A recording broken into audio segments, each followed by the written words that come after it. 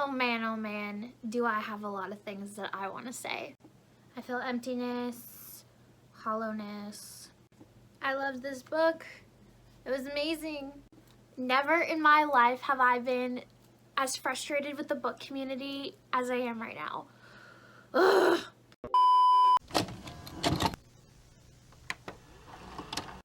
Hey guys, what's up? It's Ashley. Welcome back to my channel. Yeah, let's just get started with this thing. Now, I may lose a lot of followers on all of my socials for how I am going to review this book, but yeah, so if you like what I have to say, don't forget to hit like and subscribe, but let's just get into it because I have a lot that I need to say on this book, a lot that I need to say on the series, and a lot that I need to say on the book community in general. Alright, so obviously from the thumbnail, if you clicked on this video, this is my spoiler review of The War of Two Queens, which is the 4th book in the Blood and Ash series. I wanted to do a spoiler review because obviously this book has been getting quite the hate. It's only been out for 6 days at this point, and the Goodreads rating just keeps dropping every single day that I look, and that I have a lot to say, you guys, and it's not gonna be, I have to talk about the spoilers. I just have to. So if you don't want spoilers on this book, click away. If you do, just keep watching. Okay, now I want to start by saying that I binged books 2, 3, and the prequel all within the last 2 weeks. So I was like so ready for book 4 to come out. I was so excited.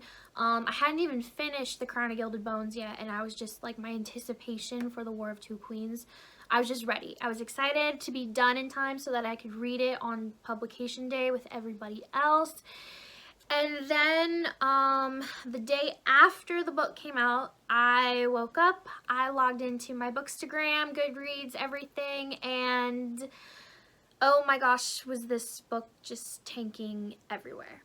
And I was crushed. I remember my heart sank, you guys, because people that have loved this series and that always rave about it, they were saying that they are never ever going to read from Blood and Ash again. Some people were even going so far as saying that they will never read another Jennifer L Armentrout book again. And I'm like, oh my gosh, what is going on with this book? What happened? So I had to look at the spoiler reviews because, you know, I had to see why everybody was so about it.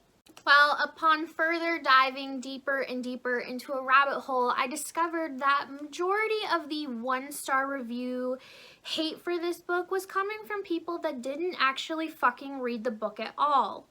I get very, I don't know if pissed off is the right word, but I get very upset with the book community very easily because I feel like, one, it's changed a lot from pre-COVID to post-COVID. And I feel like a lot of the people that were booktubers before COVID, their reviews are going to be a little bit more genuine than the people that are post-COVID. I feel like a lot of people in the book talk world, Bookstagram, all of that, a lot of it is clout chasing, and a lot of people like to copy and paste their reviews, and I'm going to use this as an example because I feel like I have to, but if you go in the opposite direction of people overly loving a book, I look at Reminders of Him by Colleen Hoover.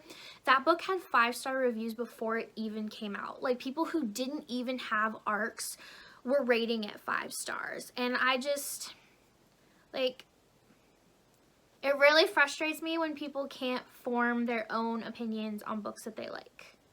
And so I feel like with this book in particular, it's a hate bandwagon train that's going right now. And I'm telling you, if you go on Goodreads and you click on the 1-star reviews, majority of these are saying, I'm not even reading the book, I'm just rating this 1 star. And first of all, that is so not fair to the author. And why?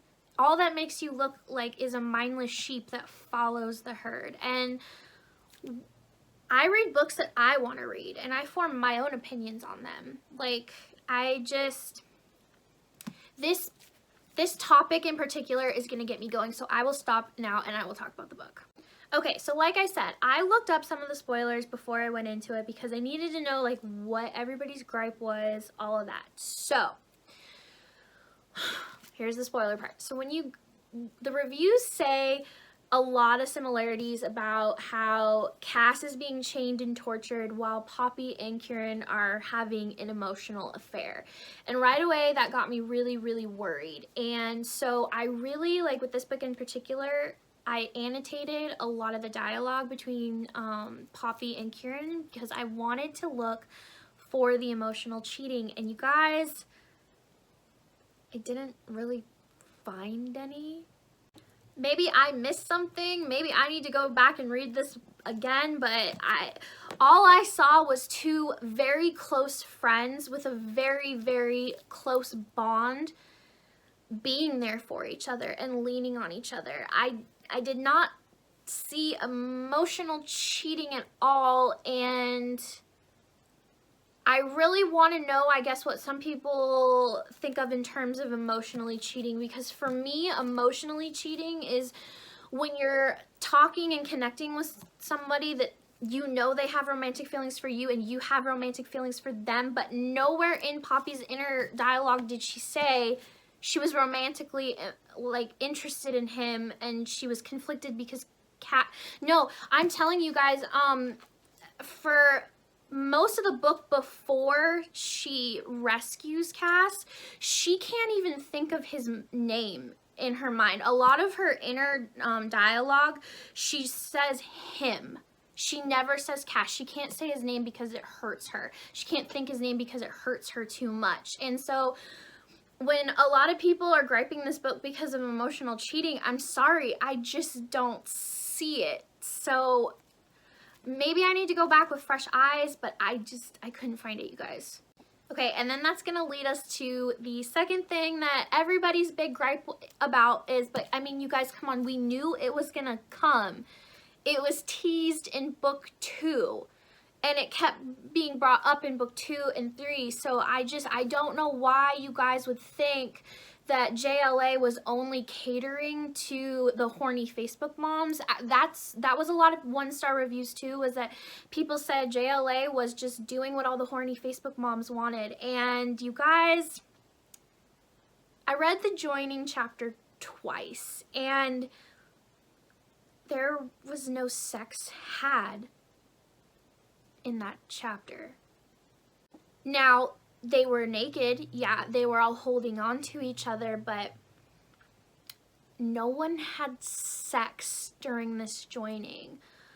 Now, Cass was pleasuring Poppy, but Kieran wasn't doing that, and Poppy wasn't pleasuring him in return. So when a lot of people were saying, oh my god, JLA just threw her characters away, they had a threesome and now they're a throuple, that didn't happen, you guys. That didn't.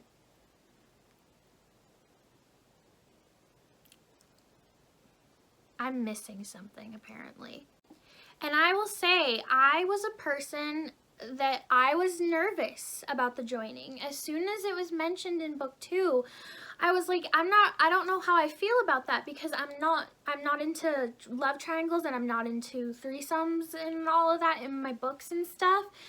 And I was really apprehensive, but I'm telling you, the way that JLA did it, I loved it, because like I said, there was no threesome that happened. And a very good friend of mine, we were reading this at the same time. This is like her favorite series ever. And she was texting me during, and she's like, I bet what's going to happen is the joining is going to become like a necessity, like to save Kieran's life. And that's basically what happened. And I'm telling you guys, during this whole scene, yes, Poppy talks about how like she's turned on and stuff, but you guys, that's also mentioned in the other books, that's what feeding does, is when you feed from others, sometimes you get these conflicted emotions. I can't remember if it was book 2 or 3, but Cass really needs to feed, and he feels like if he feeds from anyone but Poppy, he's cheating on her or it's disrespectful to her. So when you feed on someone, you kind of get the, like, it comes with a whole intensity thing. And that's what Poppy was feeling. And so for people to say, threesome, threesome, threesome, there was no threesome. Poppy and Cass didn't even have sex, you guys. Like, yes, Cass pleasured her and played with her like he does. But, you guys, there was no sex had here today. Okay, and those are my rants, though, about the 1-star ratings. Now, I rated this a 5. I loved the second half a lot more than the first. I did find that a lot of the war strategy talk paragraphs and chapters, I found those boring, but everything else, the plot is really heating up, you guys. And JLA recommended reading the reading order to be 1, 2, 3, the prequel, and this. And that's what I did. And I read the prequel the night before I started this. And I'm so glad that I did, because there is a lot of stuff that happened in A Shadow in the Ember that is teased in here. And there's a lot of stuff about Nyktos and Sarah that you don't know, that you need to find out, like when the book 2 for the prequels come out. It's just, this world is getting so much bigger, you guys, bigger than we ever thought. And this is not the end. There are more books coming, and for people to just say that they are walking away from the series, the joining was towards the end of the book, and Poppy and Cass still had sex by themselves after the joining was over. Now, there was like this one scene, and I'm wondering if this is what people were griping about it being a throuple, but they were getting ready to, you know, go into another battle or something like that, and they're in a tent, and Poppy and Cass are just asleep, and Poppy rolls over and notices that Kieran has like snuggled up and joined them. But it's not romantic, you guys. You have to understand that, first of all, before the joining, Kieran and Cass were bonded to each other. So they have always had this emotional connection with each other. Hell, before they rescued Cass, before the joining, Kieran was always like, as soon as he and Cass would be reunited with each other, they'd grab each other's necks and just put each other in a hold, because they have such a bond with each other. And the joining like amplifies that, and it's to tie their lifelines together. And so for people to just say that JLA threw her characters away for a throuple, I did not see a throuple, you guys. I just saw 3 people that care and love each other a lot, that don't want to lose each other. But like I said, overall, I loved this book. I can't get enough of this world, and I can't get enough of these characters, and that's why it really makes me angry, and it breaks my heart that people that haven't even read the book aren't even gonna give it a try because of all of these hate reviews that have just been stacking up. And it's ridiculous. And I'm telling you, please, if you want to read, if you love this series, but these 1-star reviews have made you want to like leave, you guys, please read this before you form your own opinion, you guys, please. That's all I'm asking, is as readers, we are all different. We all have our own likes and dislikes. We like our certain tropes. We don't like certain tropes. Not everybody is a copy and paste of everybody else. And it hurts me for the author. It hurts me for the book community. And I just really hope that as more time goes for this book to be read by other people, I hope the rating goes back up, and I really hope people can just pull their head out of their ass and form their own opinion about a book before even reading it. Alright, well, if you have stuck around this long as I have, you know, talked crap pretty much about everyone in the book community, I really appreciate it.